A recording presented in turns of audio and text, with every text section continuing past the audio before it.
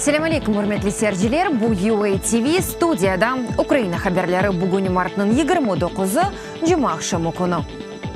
Gazprom Ukrayna Avtogazına borçlarının ödenilmesinden kaçamaz. Bunu Adliye Naziri Pavlo Petrenko bildirdi. Aytkanına göre Adliye Nazirligi New York şartnamesi esasında Stockholm Hakimlik Mahkemesi kararı boyunca Rusya şirketinden cüremelerinin mecburi ödetuvini hazırlana. Bundan da gayrı mart'ın birinden başlap öde faktının bir günge geçirtuvu için Gazprom $500 milyon miktarında para cezasını ödemeye mecbur olacak, dey Petrenko. Вони ховають голову в пісок, інша частина тіла залишається зовні. Башларыны кормага саклай, ама дигер беден азалары тышта кала. Беденнин дигер азалары ise Газпромнын дүйнө боюнча алган активлери мүлкүдүр. Бүгүн Газпром ширкетинин кыйметине көрө зыянга ограй. Мешур ширкет алганы ве өзүнүн Авропа ширкетлери огүндө виджансыз контрагент оларак көстергени үчүн. Эминим вакыт меселесидир. Бекетке те артажак меблях Украин Автогазы ве Украин бюджеты менфаатына ödenilecektir. Февральның 28-ында Стокхольм Hakimlik Mahkemesi Naftogaz Украина şirketinin Gazpromga algan dava talaplarini kabul etdi ve Rusya şirketini Ukrainaga Avropa Birligine tranzit için uzlaştırılgan gaz miktarını teslim etmegeni için $4 milyard 600 milyon ödemege mecbur etti. Ukrainaga 2014-15 seneleri teslim etilgen gaz için ödeşivge göre Gazprom Naftogazga $2 milyard 560 milyon ödemeli. Украина президенті Петро Порошенко Украина НАТО комиссиясының имаясы алтында сенелік милли программаны имзалады. 2018 сенесі yapılacak ve 2020 senesine kadar eda etilmesi planlaştırılgan vazifelerin cedvelidir. Bunun hakkında devlet başı saytında aytıla. Vesikada Rusya Federasyasının silahlı tecavüzü şaraitlerinde Ukrayna'nın müdafaa imkaniyetinin arttıruvunda Alyansının azad devletlerinin yardımı közde tutula. Hem de Ukrayna'nın NATO azalığını elde etuf hazırlığına yönelgen tedbirler nazarga alıngan. Kabarcılıkның aldını aluf boyunca Milli Agentlikның yanı başı vazifesine APK azası Oleksandr Mogul saylanıldı. Agentlikның nefbetten tış oturuşunda ona erkennin 4 azası bir ağızdan bergen edi. Mogul kabarcılıkka karşı organın başı vazifesini nefbetteki 2 yıl devamında eda edecek. Natalya Korçak agentlik yolbalçısı vazifesinden çıktı ve endi APK azası olarak çalışacak.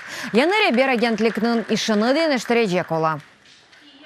Запровадження верифікації. Электрон бияннамелерinin автоматик тешкерүүнүн керсетилмеси шымдылык эсас вазифелерден биридир. Бунун эле агентликтин 2 yıllık фаалияты дывамында канунияты топлаган бир сыра меселе бар.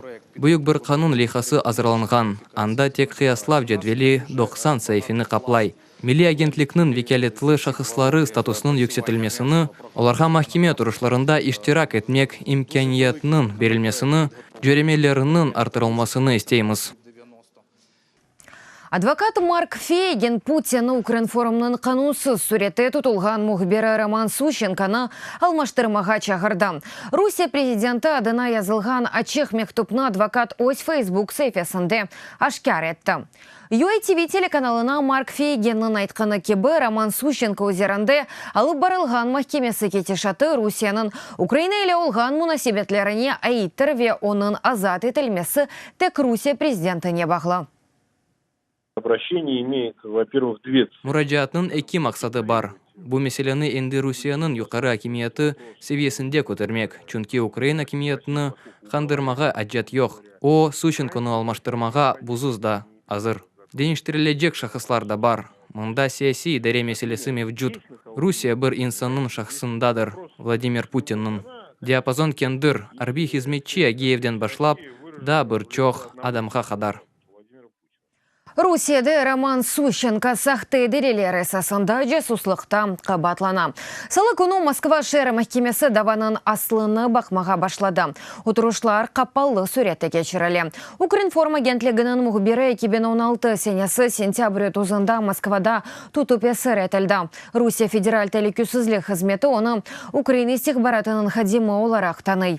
Ресми Киев Сущенконың тұтылмасыны тарық жасуслықта қабатлавларны есе ойдырылған деп адлай. ЮАТВ телеканалы Донбассның ишғал етілген территориялары ве илхақ етілген Қырымға ДНФ суретті яйынламаға башлады. Яйынлав Херсон вилайеті Чыңғарда ве Дунайск вилайеті Волновахада қойылған әкі қоледен амелге кечірілі. Хабер сесеті назері юристі айтқаны кебі яқын вақытта Луганск вилайетінде де яйынлавларының башланмасы планаштырыла.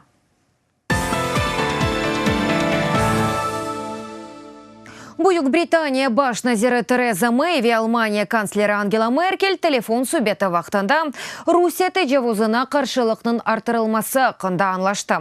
Бұның ақында Британия үкіметінің сайтында айтыла. Тереза Мэй Берлинге Солсбері шәрінді олған вақадан сон көстірген дестегі ве бірдемлігі үшін менедарлығыны білдірді. Британия тақиқатшыларының сонке малюматына көре Сергей Скрипаль ве қызы Юлия Русияда япылған новичок сыныр фельдш маддесі кенді евлерінде зерленілген еді. Ознев бетінде Кремль кенді алақасына рет еті.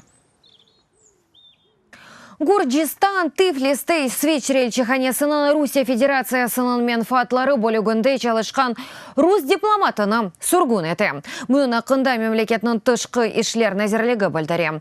Русия дипломаты Гурджистанны бір афта ішінде терк етмелі. Назерлік Британия территориясында химияви селянын құланылмасына тақбих еті. Биянатта бұны умуми хавсызлық үшін жидді тәлуке оларақ адлайлар. Русия дипломатларының мемлекет территориясына терк етежегі қында 28 девлет білдірді.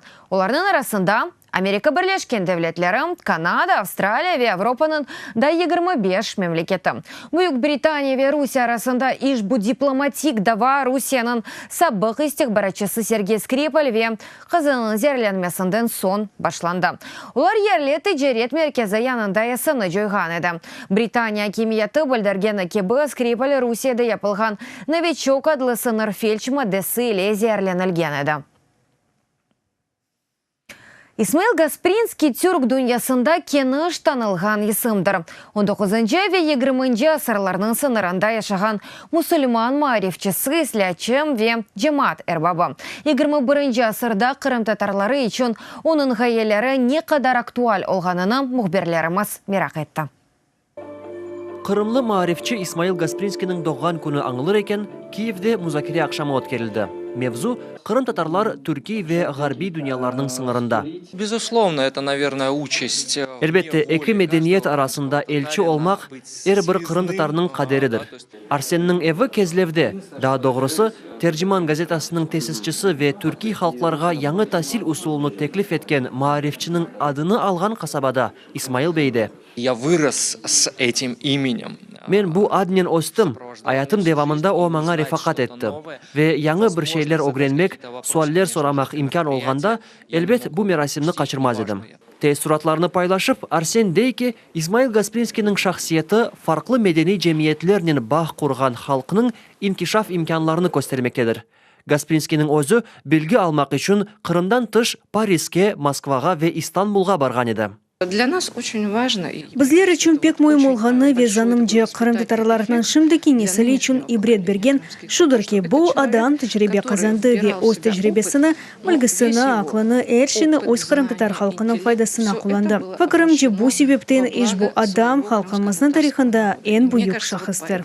Türkiye ve Garbi dünyanın sınırında olup, Arsen'nin fikrine göre öz içinde ayınklık kurmak mühimdir. Если ты реализовываешь Özünün hem şarkı tarafını hem de Avrupa tarafını omurga geçirsen, buna ayınklık aytılır. Şeyler birleşkende, olar sinergiya yarata ve meydanaga güzel bir şeyler çıka. Semereli faaliyetinin numunesi olarak gene İsmail Гаспринскийның misali gösterilir. Він великий педагог. O ulu muallim, meşhur muallim. O belli marifçidir, çünkü o neşirci. Bu adam şehir yolbaşçısı olup, sabadan akşamga kadar birçok iş eda etip, koy hocalığı, tekniki işler, memuri vazifelerini marifçi ve oca işinin birleştireydi.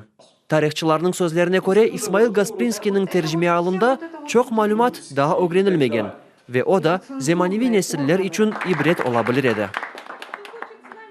Құрметлі сәржілер, бұл дақиқаға бұл соңғы хабарымыз еді. Дадачы хабарларны сізлер UATV.ua сайтымызда көре білесіңіз. UATV ile olunuz, сағлықнен қалыңыз, көрішкенде.